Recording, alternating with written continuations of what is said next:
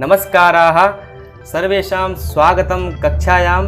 अद्य भवतां कृते आनयामि संस्कृतसुधा तृतीयभागस्य द्वितीयपाठः सुगुप्तं धनम्। प्रिय छात्रों, आज हम आपके लिए लाए हैं संस्कृतसुधा तृतीय भाग का द्वितीय पाठ, मतलब दूसरा पाठ सुगुप्तं धनम्। तो आज हम देखेंगे सुगुप्तं धनम् के विषय में आज हम जानेंगे। इस पाठ को पढ़ने से पहले हमें सुगुप्तम का अर्थ जानना होगा।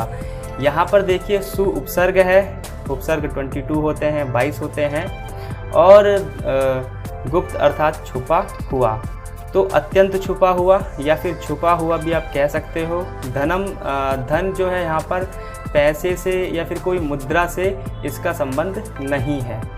देखिए धन जो होता है ये बहुत प्रकार का होता है।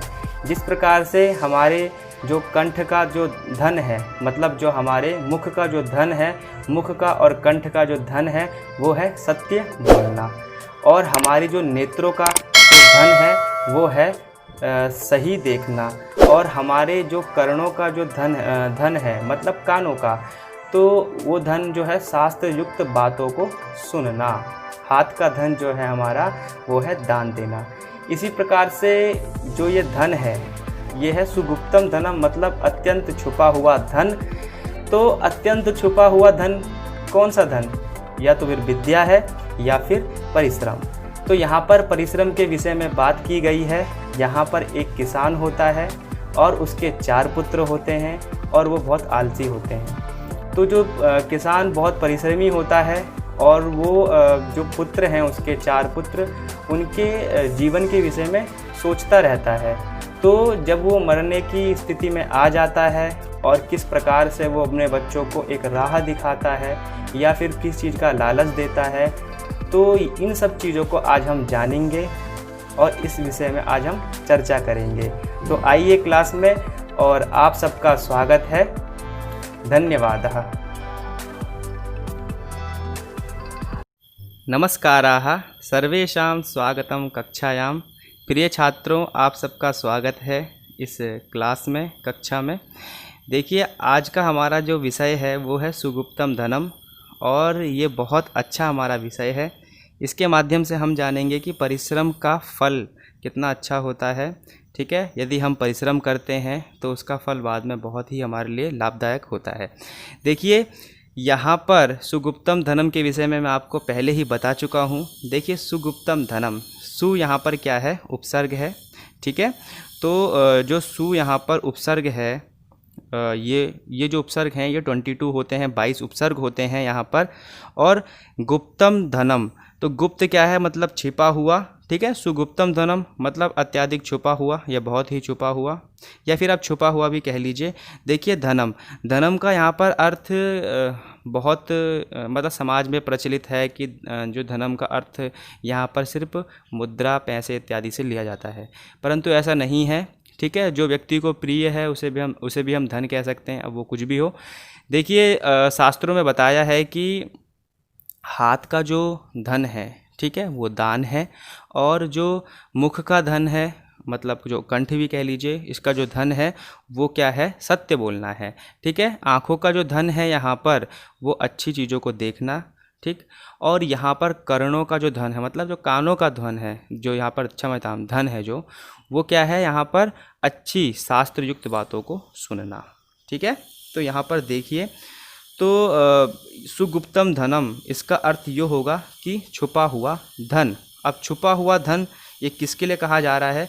तो देखो ये 2 चीज़ों के लिए कहा जा सकता है। एक तो यहाँ पर विद्या के लिए, जो माता सरस्वती की कृपा से मिल जाती है विद्या। ठीक है, और इस विद्या को पढ़ने का हम सबको सौभाग्य प्राप्त है। एक ये विद्या, और एक परिश्रम। परिश्रम करने के माध्यम से ही हमें विद्या मिलती है। ठीक है, तो देखो परिश्रम और विद्या। देखिए इसमें जो विद्या को हम सुगुप्तम धनम् जो मानते हैं, देखिए यहाँ पर भर्तृहरि, ठीक है ना, एक भर्तृहरि जी हुए हैं जिनकी नीति शतकम किताब जिन्होंने लिखी है।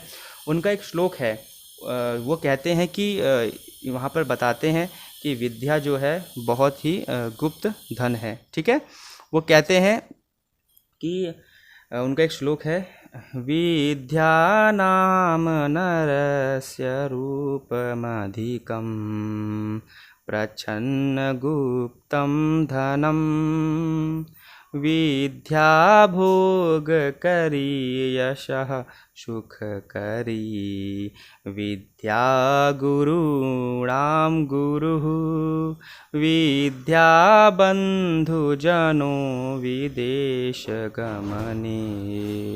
विद्या परं दैवतं विद्या राजसु पूज्यते न तु धनं विद्या विहीनः पशुः।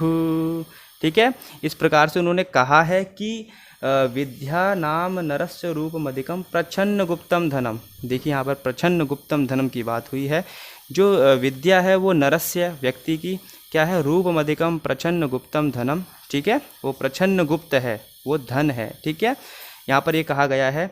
और इस विषय का जो भी श्लोक है, इस श्लोक का हिंदी अर्थ मैं आपको अभी सेंड कर दूंगा और आपके सामने मैंने यहाँ पर पिक लगा दी है, इसमें आप देख सकते हैं।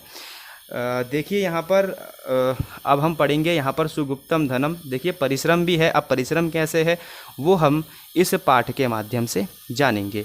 ठीक है, तो देखिए यहाँ पर इसमें क्या है कि एक यहाँ पर किसान होता है, उसके 4 पुत्र होते हैं। अब वो जो 4 पुत्र होते हैं बहुत आलसी होते हैं। उनके उत्थान के लिए और उनका जीवन सफल हो जाए, इसलिए एक जो किसान होता है वो अपने बच्चों के विषय में सोचता है और उनको कहता है कि आप ये काम करो और आपका जीवन सुखमय होगा।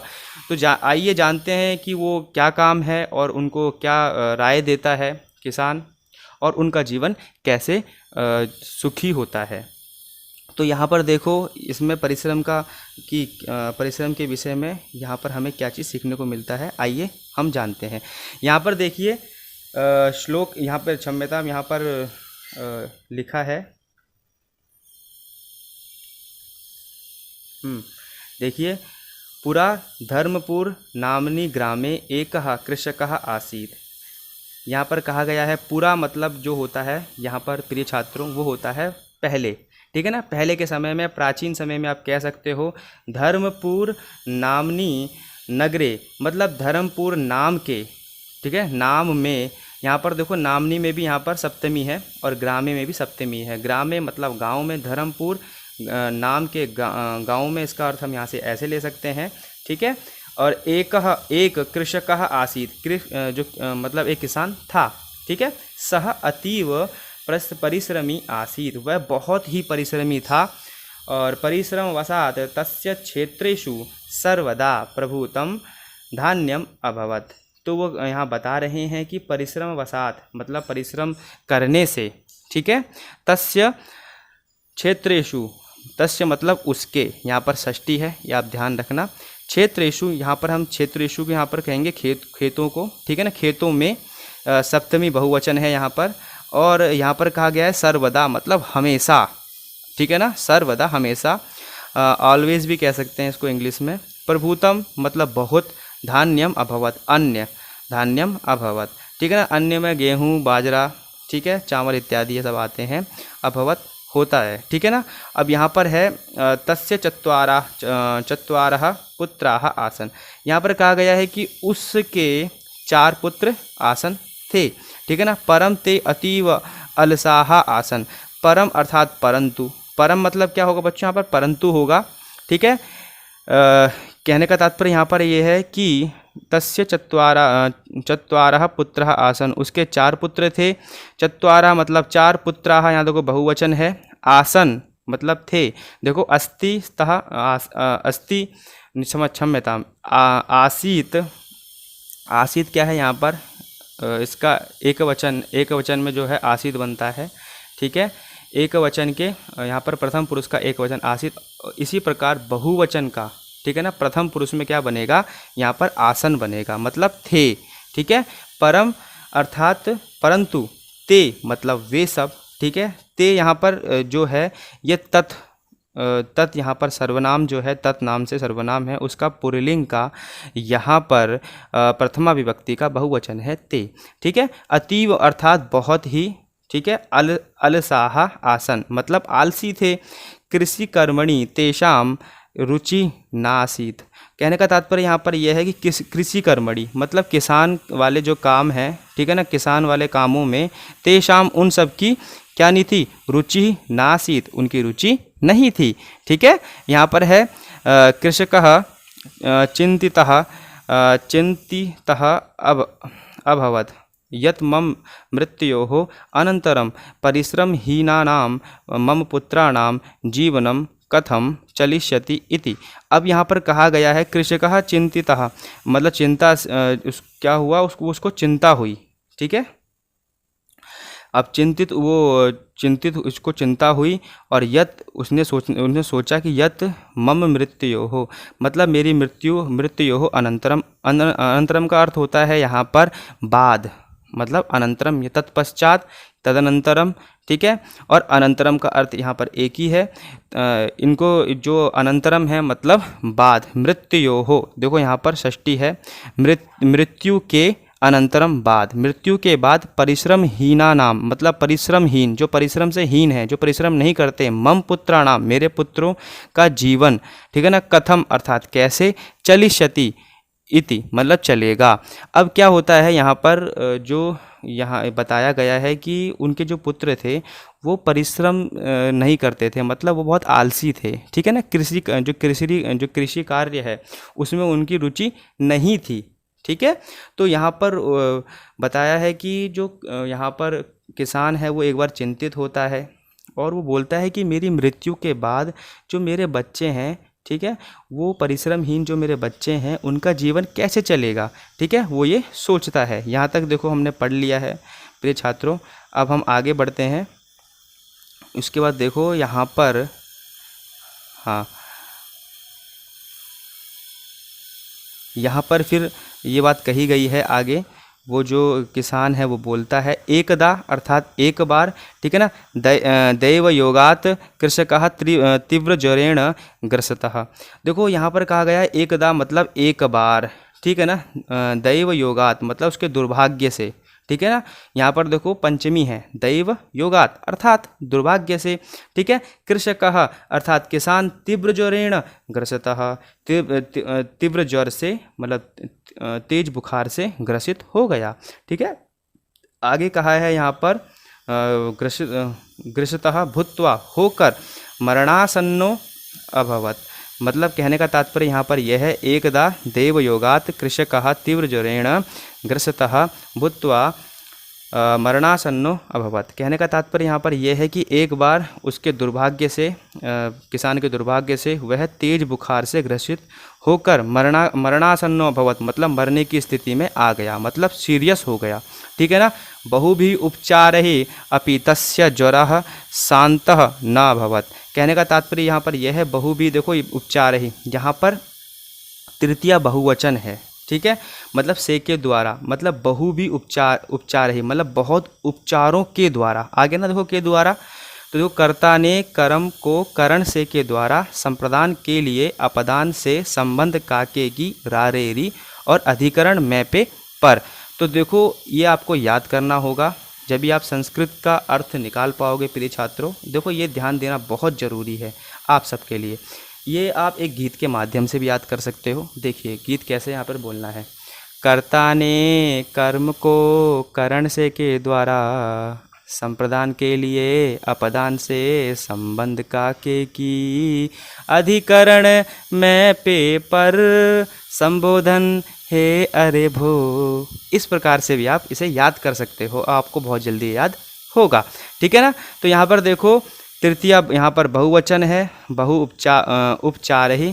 ठीक है। बहुत उपचारों से उपचारों से भी तस्य ज्वरः शान्तः नाभवत् उसका ज्वर शांत नहीं हुआ।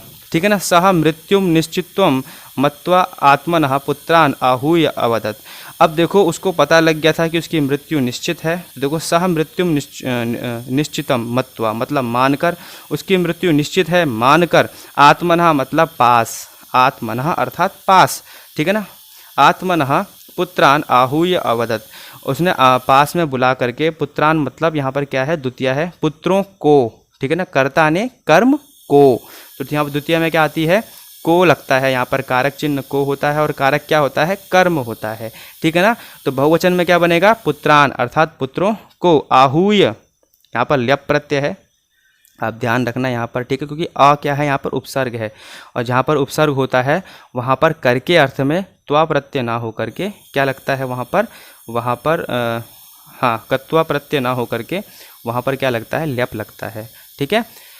बहुत जगह यहाँ पर कत्वा भी कहते हैं, त्वा भी कहते हैं इस प्रत्यय को कर के अर्थ में, ठीक है। अवदत उसने बोला, ठीक है। भो पुत्राः, ठीक है, भो पुत्राः अरे पुत्रों, ठीक है, अरे पुत्रों अहम युष्मभ्यम एकम रहस्यम निवेदिष्यामि, ठीक है, निवेदयामि, क्षम्यतां निवेदयामि। तो यहाँ पर वो कहते हैं कि भो अरे पुत्रों मैं युष्मभ्यम तुम सबके लिए एकम रहस्यम निवेदयामि आपके लिए एक रहस्य बताता हूँ, ठीक है ना। तत् रहस्यम मम मृत्यो अनंतरम युष्माकम जीवने महत् परिवर्तनम करिष्यति। तो यहाँ पर कहने का तात्पर्य ये है, ये यहाँ पर कहा जा रहा है कि अहम युष्मभ्यम एकम रहस्यम निवेदिष्यामि, मैं आप सबको एक रहस्य क्या कर रहा हूँ, बता रहा हूँ, आपके साथ निवेदन कर रहा हूँ, ठीक है ना। एतत् रहस्यम यह रहस्य मम मृत्यो अनंतरम मेरी मृत्यु के बाद, ठीक है। यहाँ पर देखो आप विसर्ग 2 लगा देना, यहाँ पर मेरे ख्याल से प्रिंटिंग मिस्टेक है, तो आप मृत्यु के बाद जो है ओ के बाद 2 विसर्ग आएंगे, मृत्यु हो बनेगा यहाँ पर, मृत्यु हो, ठीक है। और अनंतरम के बाद युष्माकम जीवने, ठीक है ना। युष्माकम का मतलब तुम सबके जीवने मतलब जीवन में, महत मतलब बहुत, परिवर्तनम मतलब परिवर्तन, ठीक है ना, करिष्यति वो आपके जीवन में बहुत बड़ा परिवर्तन करेगा। ये कौन कह रहा है, ये यहाँ पर वो जो किसान है वो बोल रहा है अपने 4 पुत्रों से, ठीक है। तो अब यहाँ पर देखिए पुनः कृषकः अवदत्, फिर उसके बाद जो किसान है वो बोलता है अस्माकं क्षेत्रे सुगुप्तम प्रभुतम धनम वर्तते। वो कहता है कि अस्माकं क्षेत्रे हमारे खेतों में, ठीक है, हमारे खेत में सुगुप्तम मतलब छुपा हुआ, प्रभुतम बहुत सारा, धनम धन है, वर्तते तो यहाँ पर कहा गया है हमारे क्षेत्र में बहुत सारा धन है। यूयम क्षेत्रम खनित्वा तम धनम च निहिसार्य जीवन पर्यंतम सुखी न भूत्वा जीवितुम शक्नुत। यहाँ पर कहा गया है, यहाँ पर वो कह रहा है कि यूयम तुम सब, ठीक है ना, क्षेत्रम खनित्वा क्षेत्र को खोद कर, देखो यहाँ पर कत्वा प्रत्यय का प्रयोग हुआ है, ठीक है ना, त्वा प्रत्यय का यहाँ पर प्रयोग हुआ है। मतलब क्या हुआ, खनित्वा मतलब अर्थ हुआ खोद कर, देखो कर के अर्थ में आ गया है, ठीक है। तो ये चीज़ हमें ध्यान रखनी है। तम मतलब उसको, धनम धन, तम धनम उस धन को, च निहिसार्य मतलब निकाल कर, ठीक है। यहाँ पर ल्यप प्रत्यय का प्रयोग हुआ है क्योंकि यहाँ पर निह क्या है, उपसर्ग है, ठीक है ना, अर्थ वही होगा करके अर्थ में होगा, ठीक है। अब देखो यहाँ पर जीवन पर्यंतम, ठीक है ना, जीवन जब तक आपका जीवन है तब तक, सुखी न भूत्वा सुखी होकर, जीवितुम शक्नुत आप जी सकते हो, ठीक है। जीवितुम यहाँ पर देखो तुमुन प्रत्यय है, कर के अर्थ में ये आता है, क्षम्यताम के लिए अर्थ में ये आता है, ठीक है।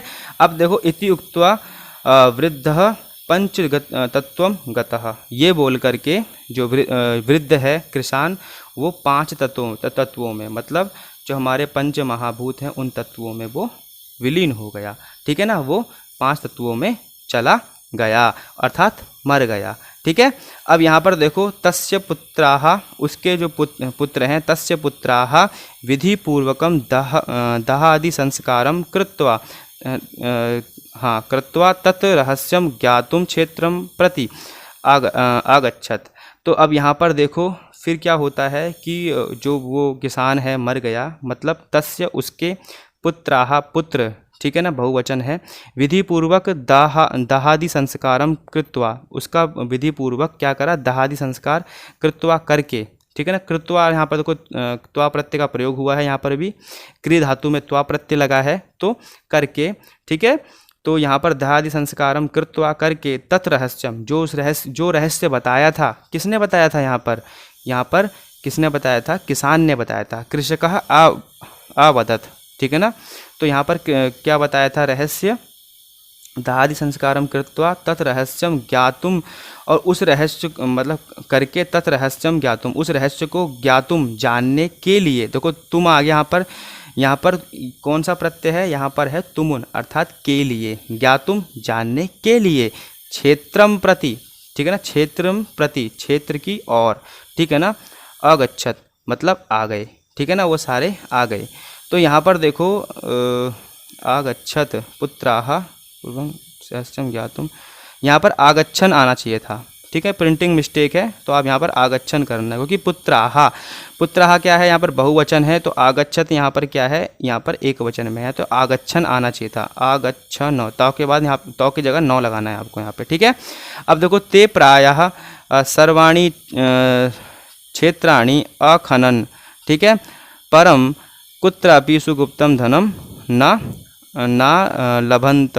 यहाँ पर कहने का तात्पर्य ये है कि ते प्रायः, ठीक है ना, ते मतलब वे सब, प्रायः अक्सर उन्होंने, ठीक है ना, सर्वाणी क्षेत्राणी सारे क्षेत्रों को, जितने भी वहाँ पर सारे खेत हैं, अखनन उनको क्या कर दिया, उन्होंने खोद दिया। परम परंतु, परम का अर्थ क्या होता है, परंतु होता है या फिर बाद में होता है, पर यहाँ पर अर्थ क्या है परम का, परंतु, कुत्रपि कहीं भी, कुत्रपि का अर्थ क्या हुआ, कहीं भी। देखो यहाँ पर संधि हुई है, कुत्र जमा अपि, ठीक है, तो यहाँ पर क्या संधि हुई है, देखो हम ऐसे कर सकते हैं, यहाँ पर कुत्र ऐसे बनेगा जमा अपि, ठीक है ना, कुत्रापि बनता है, क्योंकि ये जो त्रौका अ है ना, ये वाला जो अ त्रौका है, तो ये अ, इस अ का और इस अ का क्या हो जाएगा, यहाँ पर दीर्घ संधि हो जाएगी, तो ये बड़ा अ बन जाएगा, तो ये कैसा बन जाएगा, ये कुत्रापि हो जाएगा, ठीक है। कुत्रापि सुगुप्तम धनम ना लभंत, लभंत कहने का तात्पर्य यहाँ पर ये है कि उनको कहीं भी कोई धन नहीं मिला, सुगुप्तम मतलब छुपा हुआ धन नहीं मिला, पैसा नहीं मिला उनको। तो अभी तक ये लग रहा था कि ये यहाँ पर उस धन की बात हो रही है जो धन क्या है, पैसा है, अर्थात पैसा, मुद्रा इत्यादि, ठीक है, जिसको हम खर्च कर सकें, वो धन की यहाँ बात हो रही है। तो उसको तो ये, उन सब पुत्रों को तो ये लग रहा था, परंतु यहाँ पर ये बीज रूप में जो वह इनके जो पिता थे, जो किसान थे, वो बता के गए थे कि वहाँ पर धन छुपा है। अब इस धन का क्या महत्व है ये इनको, या फिर ये जो उन्होंने खोद दिया, ठीक है ना, और जो उन्होंने बोला है कि जो हमारे क्षेत्र में, हमारे खेतों में धन छुपा हुआ है, ठीक है ना, तो ऐसा उन्होंने क्यों बोला, ठीक है, आइए अब हम वो जानते हैं। यहाँ पर देखिए, तो यहाँ पर उन्होंने वो जो क्षेत्र है उस क्षेत्र को खोद तो दिया। अब यहाँ पर क्या होता है, हाँ, तो यहाँ पर देखिए, निरासाः कृषकपुत्राः मात्रे सर्वं वृत्तांतम न्यवेदयन्, ठीक है। तो उन्होंने क्या, जो यहाँ पे निराशा, जो निराश कृषकपुत्राः, देखो यहाँ पर आपको एक चीज़ और बताता हूँ मैं आपको, यहाँ पे देखो ये क्या है, ये विशेषण है और ये विशेष्य है। तो जैसी विभक्ति विशेष्य में आती है, विभक्ति वचन, वैसा ही किस में आता है, विशेषण में आता है, ठीक है ना। विशेषण क्या होता है, वो विशेष की विशेषता को बता रहा होता है। तो निराशा, निराशा क्या है, ये विशेषण है, ठीक है ना। निराश कौन है, निराश कौन है, पुत्र हैं, ठीक है। तो ये किसकी विशेषता बता रहा है, ये विशेष की विशेषता बता रहा है, ठीक है।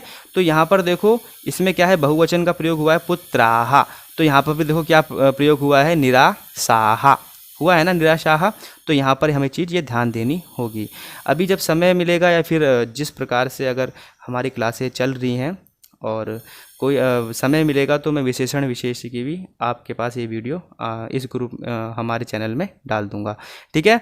तो मेरे चैनल को सब्सक्राइब, लाइक और कमेंट ज़रूर करना। वीडियो आपको कैसी लगी मुझे बताना, ठीक है। तो यहाँ पर देखिए, कृषका, यहाँ पर लिखा है निराशाः कृषकपुत्राः मात्रे सर्वं वृत्तांतम न्यवेदयन्। तो उन्होंने क्या करा, माता को सारा वृत्तांत बताया कि हमें पिताजी ने तो इस प्रकार से कहा था कि जो सुगुप्त धन है वो हमारे खेत में है, परंतु हमने तो इतना खोदा, कहीं भी हमें कोई धन नहीं मिला, ठीक है। तो माता ये बात को समझ गई कि पिता की नज़र में सुगुप्त धन क्या है, परिश्रम है, ठीक है।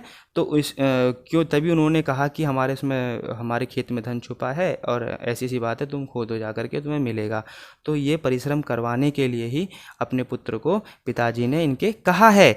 तो उनकी माता ने कहा कि माता अवदत, माता ने कहा वत्साहा पुत्रों, देखो वत्स भी बोलते हैं, ठीक है, पुत्र को क्या बोलते हैं, वत्स भी बोलते हैं। जो हमसे जो छोटा होता है, जो पुत्र कहलाने योग्य होता है, उसको हम वत्स भी कहते हैं, ठीक है। तो यहाँ को वत्साहा मतलब बहुत सारे हैं, तो बहुवचन। माता अवदत, माता ने कहा कि वत्साहा पुत्रों, ठीक है। यूयम अधुना, यूयम अधुना, देखो यहाँ पर क्या है कि यूयम मतलब तुम सब, अधुना मतलब अब, है ना। खनितेषु क्षेत्रेषु बीजानि वपत, यहाँ पर कहा माता ने कि ये संभवतः इनके पिताजी ने यही बात बताई होगी कि खेत को खोद दो, और फिर ये ऐसे बोल रहे हैं कि धन नहीं है, तो हो सकता है बीज बोने के लिए वो सोच रहे होंगे। तो फिर माता ने ये पूरी बात ये बात आगे कही बच्चों को, ठीक है अब नहीं मिला तो कोई नहीं, आप एक काम करो, तुम सब अभी जो यहाँ पर खेदा हुआ, जो आपका खोदा हुआ जो खेत है, ठीक है, उन सब में आप बीजानी वपत, आप बीज बो दो, ठीक है। ये किसने कहा, ये उनकी माता ने कहा। यूयम अवश्यमेव परिश्रमस्य फलम प्राप्स्यत, तो यहाँ पर उसने, माता ने कहा, माता पूरी बात समझ गई थी, उन्होंने बोला यूयम अवश्यमेव, तुम सब जो हो, अवश्यमेव आपको अवश्य ही क्या हो जाएगा, परिश्रम का फल प्राप्त हो जाएगा, ठीक है ना। ये किसने कहा, ये माता ने कहा। तो अब इसके आगे क्या होता है कि जो उनके पुत्र हैं वो यही काम करते हैं, और फिर मातुहु आदेशानुसारम, मातु यहाँ पर देखो क्या है, मातृ जो शब्द है इसकी षष्ठी का एक वचन है, मातुहु बनता है, माता के, ठीक है ना, या माता की, माता के, माता की, काके की, यहाँ पर लगता है संबोधन, यहाँ पर संबंध है, यहाँ पर संबंध काके की, ये होता है संबंध काके की अधिकरण में पेपर, तो संबंध है यहाँ पर, तो क्या आएगा, माता की या फिर माता के आदेशानुसारम, आदेश के अनुसार ते मतलब वे सब, तथैव वैसा ही, अकुर्वन उन्होंने किया, ठीक है, माता के आदेश अनुसार उन्होंने वैसा ही, उन सब ने वैसा ही किया। समयेन क्षेत्रेषु पुष्कलम धान्यम अजायत, और यहाँ पर कहा है कि समयेन, समय से, यहाँ पर देखो तृतीया है, समय से, क्षेत्रेषु खेतों में, पुष्कलम मतलब अत्याधिक बहुत ज़्यादा, धान्यम अन्य, ठीक है ना, अजायत पैदा हो गया, ठीक है ना, क्या हुआ, धन्य जो अन्य था वो पैदा हो गया।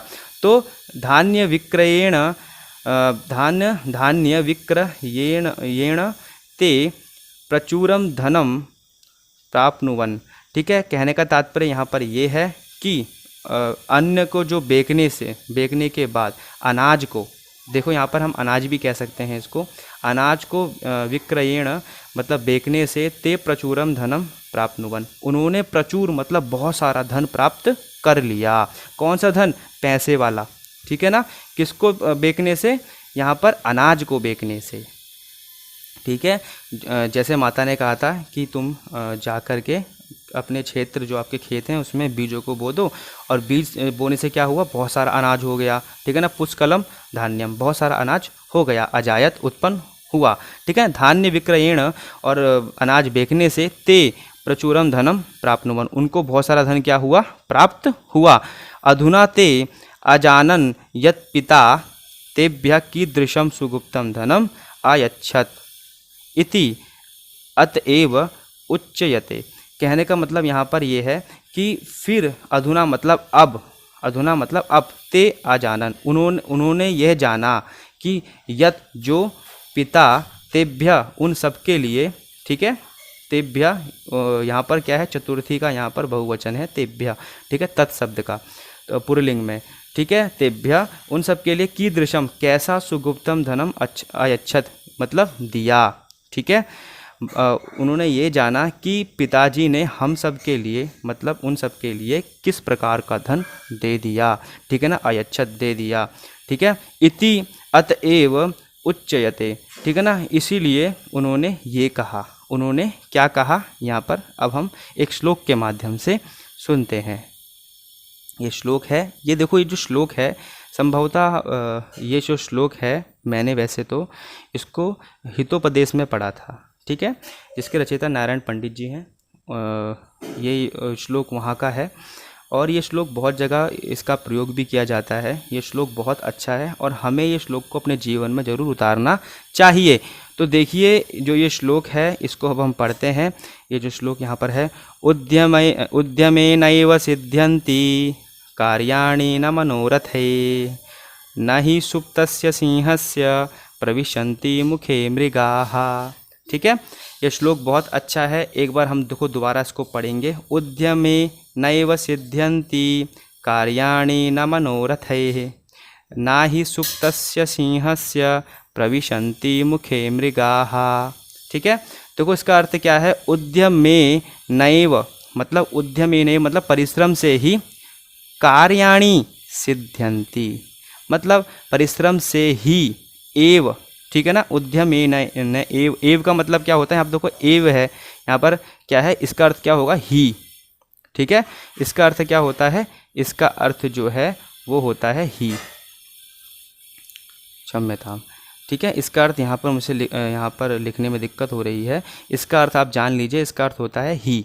ठीक है, तो ही इसका अर्थ होता है एव का। तो यहाँ पर क्या है, परिश्रम से ही कार्याणि सिद्ध्यन्ति, कार्य सिद्ध होते हैं, ना मनोरथै अर्थात ना कि इच्छा करने से। ठीक है, जैसे ये लोग पहले जो 4 पुत्र हैं इच्छा करते थे कि हम पे पैसा आ जाए और आलसी थे, कुछ काम नहीं करते थे। ठीक है, ना ही सुप्तस्य सिंहस्य प्रविशन्ति मुखे मृगाः। कहने का तात्पर्य ये है कि ना ही सुप्तस्य सिंहस्य प्रविशन्ति मुखे मृगाः, नहीं सुप्त से सोए हुए सिंह के मुंह में अब वो सोचता रहे, अपनी इच्छा करते रहे कि ना मैं एक मृग अर्थात यहाँ पर हिरण को खा लूँ। तो कोई ऐसा तो है नहीं कि हिरण आकर के उसके मुंह में खुद ही घुस जाएगा। ठीक है, उसको परिश्रम तो करना ही पड़ेगा। ठीक है, तो यहाँ कहने का तात्पर्य यह है कि उद्यमेन ही सिद्ध्यन्ति कार्याणि न मनोरथै, सिर्फ मेहनत करने से ही सिद्ध होता है, ना कि इच्छा करने से। ठीक है ना। न ही सुप्तस्य सिंहस्य, ऐसा नहीं है कि सोए हुए शेर के, ठीक है ना, सिंहस्य प्रविशन्ति मुखे मृगाः, खुद आकर के जो वहाँ पर जो जानवर है, जो हिरण है, वो खुद आकर के नहीं घुस जाता है कि लो मुझे खा लो। ठीक है ना, शेर के मुंह में। तो क्या करना पड़ता है, उद्यमेनैव सिद्ध्यन्ति कार्याणि। तो उद्यमेनैव मतलब परिश्रम से ही कार्य क्या होते हैं, सिद्ध होते हैं। ठीक है, तो ये बात अभी हमने समझी और जो श्लोक है हमने इसका जो मूल अर्थ है वो जाना। और ये श्लोक बहुत ही अच्छा है। इससे हमें ये पता लगता है कि जो हमारा सुगुप्तम धनम है वो क्या है, विद्या भी है और परिश्रम भी है। यहाँ पर परिश्रम विषय पर ज़्यादा जोर दिया है और ये श्लोक उस विषय के बारे में बताता है। ठीक है, तो प्रिय छात्रों मुझे बताइए यदि आपको कुछ भी इसमें पसंद नहीं आया, ठीक है, या फिर आपको कुछ समझ में नहीं आया, तो मुझे कमेंट बॉक्स में भी आप वो सब चीज़ें मेरे साथ शेयर कर सकते हैं। आगे से उस विषय पर ध्यान दिया जाएगा और वो जो कुछ भी यहाँ पर अगर आपको गलत लग रहा है तो उसको दूर करने का प्रयास किया जाएगा। तो प्रिय छात्रों देखिए इस वीडियो में और इस चैनल में आपको ये वीडियो दी जा रही है और यहाँ पर इस वीडियो को आप लाइक कीजिए, शेयर कीजिए और कमेंट कीजिए। और हाँ, इसको शेयर ज़रूर कीजिएगा और अपने दोस्तों के साथ इसकी जो है चर्चा कीजिएगा। ठीक है, अस्तु बालकाः पुनः मिलामः। धन्यवादः।